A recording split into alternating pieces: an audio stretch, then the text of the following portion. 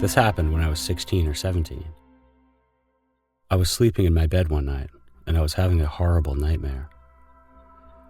I dreamt that two evil, creepy children, a boy and a girl, much like the ones that hid under the robe of the ghost of Christmas Present from A Christmas Carol, ignorance and want.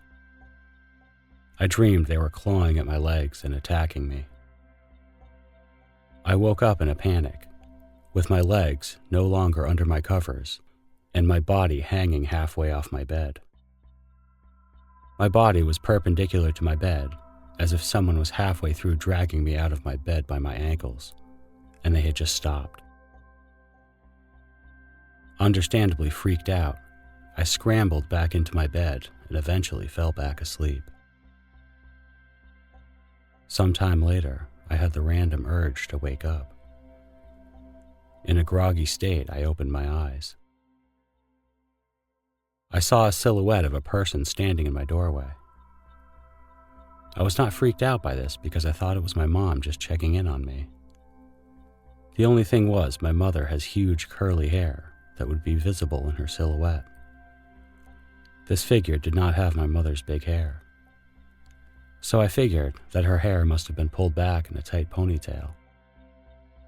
The figure came closer to me as I began to sit up.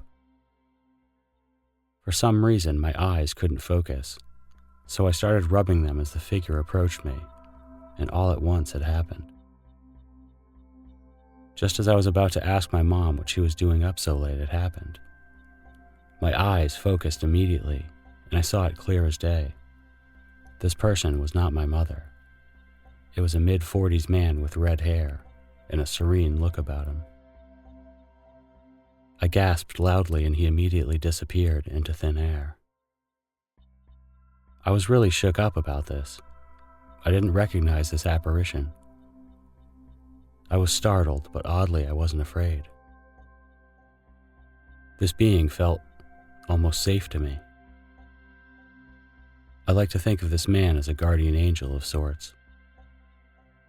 I don't know, but it was a very strange occurrence, and I haven't seen him since.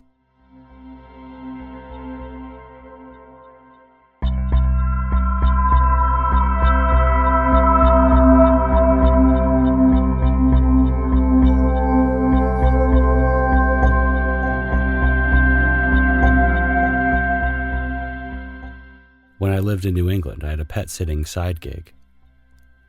One of the places I stayed was an old Victorian house from the 1800s that was converted into a gorgeous bed and breakfast. With these two very sweet Cairn Terriers, just like Toto from Wizard of Oz. Now these pups loved everyone, but also made sure to make a whole lot of noise whenever there were people coming up the driveway or walking in front of the house. They'd also bark up a storm when they'd hear me up and moving in the morning, since they slept in crates in the kitchen. I only stayed in the downstairs portion of the house, since they had a suite for me, and the pups were right there, but they told me to feel free to use the kitchen or living room. This was the middle of a New England summer, so it was hot and humid in all of the house but the living room. The first night I was at this house, the pups and I were chilling in the living room and watching TV, when they both started going absolutely crazy at something in the corner of the room. Running around in circles, jumping, barking. That was enough for me to leave that room and lock the door behind me. It happened every time we went in that room, so I stopped going in there. They also had this same reaction randomly in the hall, between the kitchen and living room, when I'd be sitting at the table eating or doing homework. To get to the room they had for me to stay in, I had to walk through the dark dining room. And while I'll admit I'm not the bravest soul, nor am I religious, I'd find myself chanting the Lord's Prayer and walking as fast as I could through that room to get to mine. I'm not sure why, as nothing ever happened in there, but that room scared me to death. Wrapping up this spooky adventure, my last morning there, I woke up at 5 a.m. to the sound of a man screaming in the middle of the house. sounding like it was coming from the living room or that hallway. Since a room was enough to scare me, I hid under the sheet and prayed until the screaming stopped. Then I waited a few more minutes and got up to let the dogs out. I never talked about this with the owners. I'm sure they knew their place was haunted. They actually ended up selling the place and moving down south just a few months after I pet sat for them.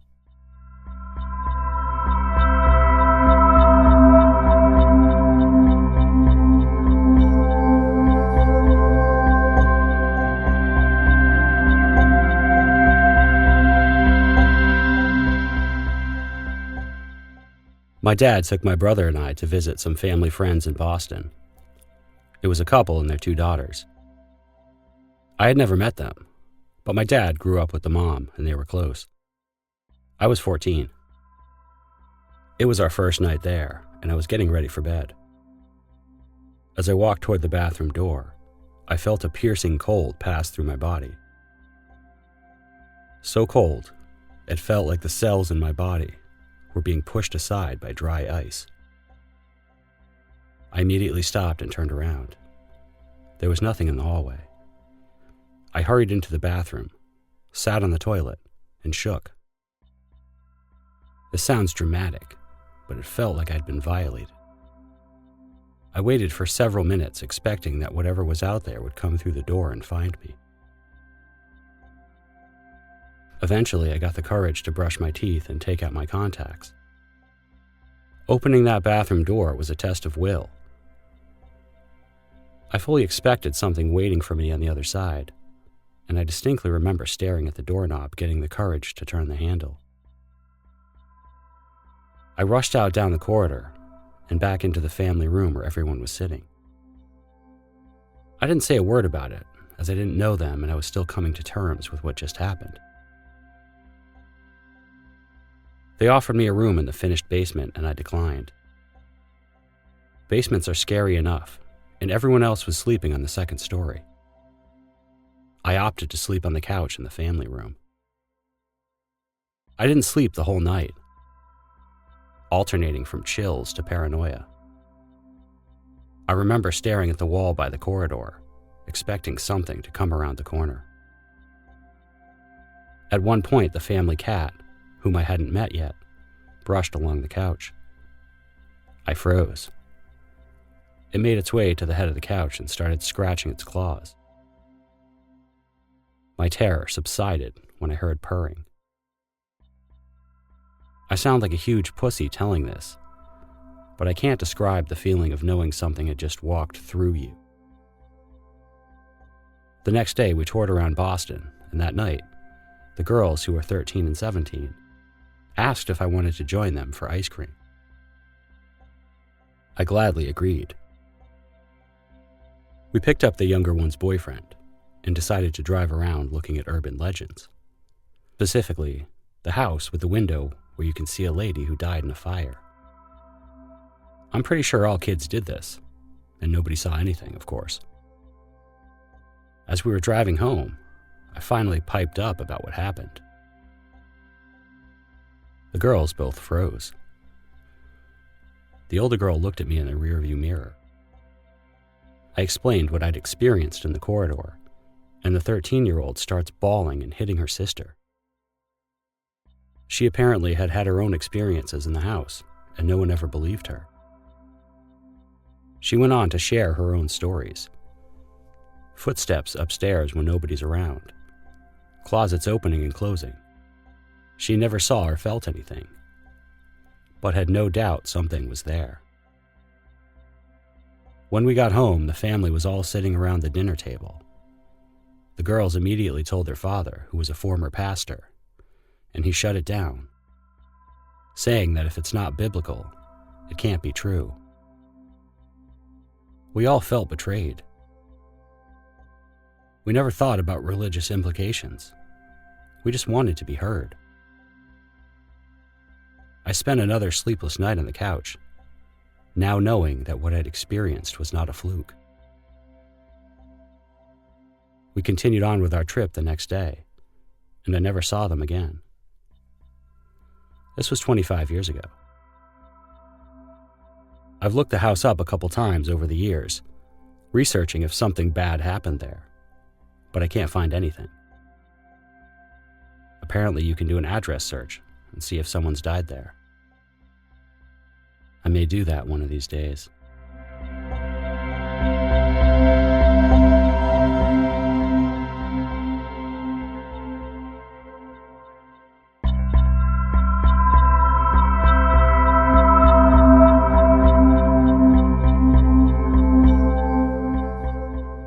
My dad used to work for an apartment complex in Connecticut in the very early 90s.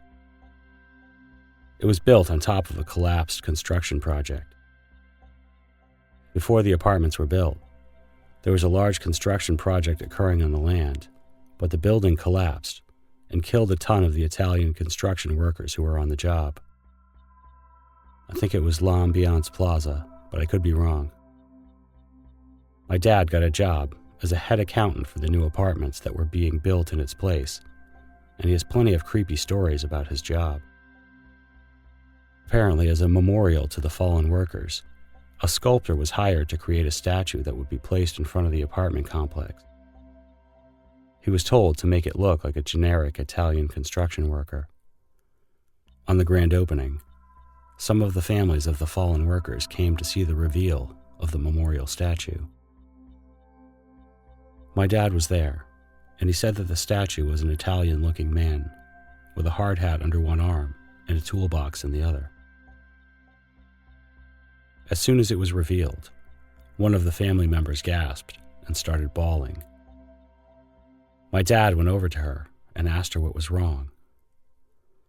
She screamed out, saying it was her son. The sculptor had never seen any of the men who died in the accident. But sure enough, the lady pulled a photograph out of her wallet, and the statue was the spitting image of her son who had died in the collapse. Once people started moving into the apartments, my dad became a sort of pseudo-landlord since his office was in the building. People would call him with their problems and complaints and issues all the time. During the first couple months that the complex was open, one older lady would call my dad all the time and complain that the people above her were always very loud in the middle of the night. My dad listened to her complaints, but never did anything about it until it became a regular complaint. He finally asked her for specifics, and she told him that during the middle of the night, an Italian couple always started arguing in the room above her. When my dad got her room number, he realized that the room above her had never been rented out before. He even went up to the room, and it looked like it had never been touched. Finally, my dad was able to hire his father to work some part-time positions in the complex to get some extra money. My grandfather would vacuum the halls, mop, check on the apartments. One day, my grandpa was vacuuming one of the hallways, when all of a sudden the floor started shaking. He immediately thought it was some sort of earthquake. He lost his balance and began to fall over. As he was falling, he felt someone grab his shoulders and pull him back up onto his feet. My grandpa started to say thank you. He turned around, but there was no one in sight.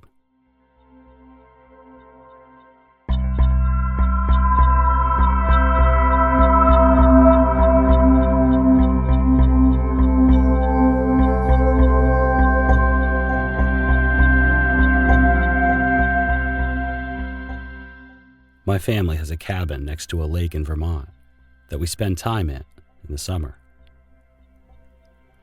One night while sleeping in the upstairs bedroom, I hear what sounds like someone getting up to go to the bathroom. It was coming from right across the hallway outside my door, so I assumed it was my mom. Oddly enough, no lights went on and no bathroom noises. The sound of footsteps just stopped. A minute later, I had this odd feeling that someone was standing at the half-open door to my bedroom, watching me. This feeling went on for minutes until all of a sudden the feeling of someone standing by the door turned into the feeling of someone standing directly over the bed.